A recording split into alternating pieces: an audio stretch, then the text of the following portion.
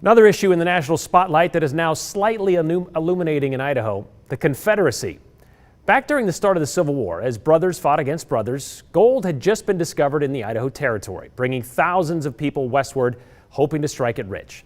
As the territory began to grow, so did the need for religious services. And in 1872, a Methodist church opened its doors on 10th and State Streets in downtown Boise.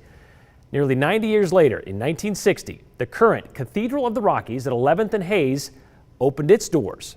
Cathedrals, known for their stained glass windows, tell the story of Christianity. And in Boise, the church says those windows, quote, historically and artistically enrich the beauty of the building while informing present and future generations of our Christian faith and our Methodist heritage, sprinkled with a nod to our Idaho home.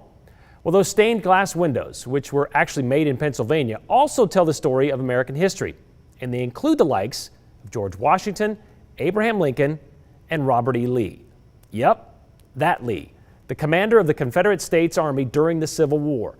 And with the recent unrest across the country over the killing of George Floyd and the racism wrapped up in that window has a lot of you talking on social media. Like this Reddit post with more than 160 comments in less than 24 hours calling for the window to be removed. There are other calls for actions out there as well, and they're posted on Facebook, Instagram, and Twitter. The stained glass is not visible from outside the church, though.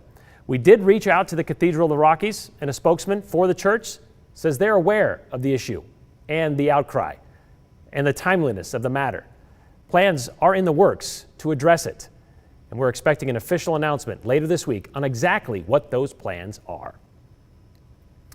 That's not the only place Lee's presence can be found in the Gem State, by the way. About 40 miles northeast of Boise is the Robert E. Lee Campground in the Boise National Forest in remote Boise County.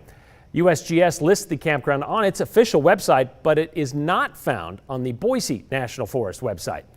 So we reached out to the Boise National Forest for clarification. We have yet to hear back. There's also a change.org petition right now in the works to change that campground's name.